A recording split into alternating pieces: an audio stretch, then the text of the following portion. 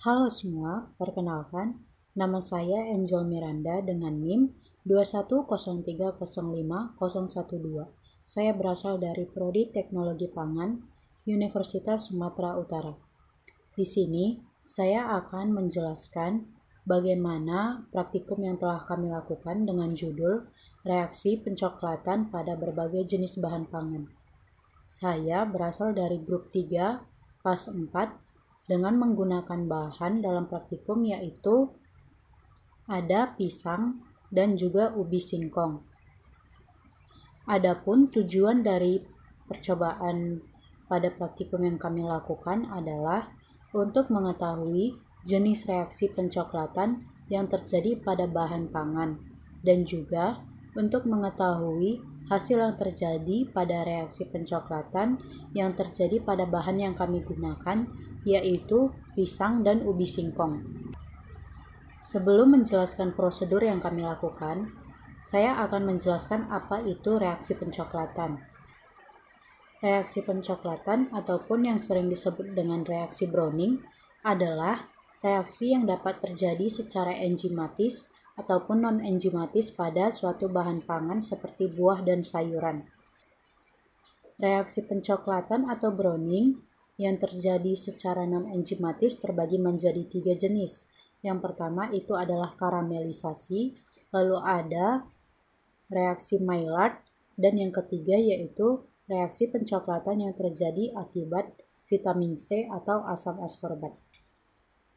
Reaksi pencoklatan akan menyebabkan timbulnya perubahan warna yang terjadi pada buah-buahan dan sayur-sayuran, yang menyebabkan buah dan sayuran tidak akan menarik lagi jika untuk dikonsumsi.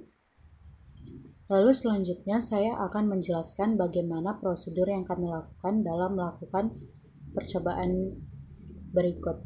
Yang pertama yaitu pengujian reaksi pada buah secara enzimatis. Yang pertama itu ada kontrol. Perlakuannya disortasi buah pisang, lalu dikupas dan diiris setebal 2 cm. Setelah itu dibiarkan buah pisang tersebut selama 20 menit dan diamati perubahannya.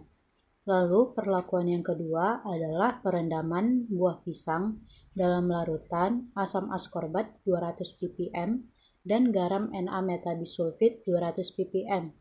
Adapun prosedurnya yaitu disortasi buah pisang, dikupas dan diiris setebal 0,5 cm dan dibagi menjadi 2 bagian. Lalu dimasukkan ke dalam masing-masing larutan selama 30 menit dan diamati perubahan yang terjadi. Lalu prosedur yang kedua yaitu pengujian reaksi Browning pada umbi-umbian. Yang pertama yaitu dicuci umbi atau ubi singkong yang kami gunakan, lalu dikupas dan dipotong lebih kurang 1 cm sebanyak 10 potong.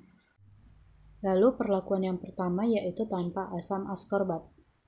Prosedurnya adalah disortasi ubi kayu, lalu dikupas dan diiris setebal 0,5 cm, lalu dibiarkan selama 20 menit.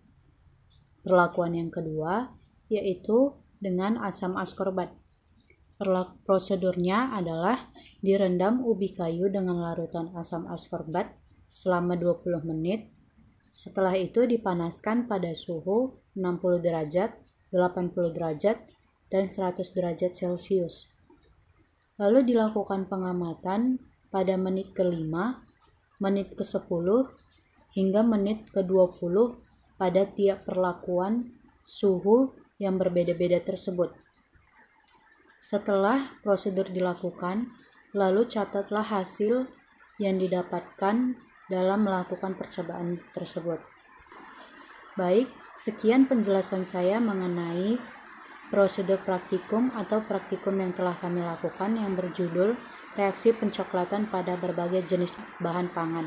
Sekian dan terima kasih.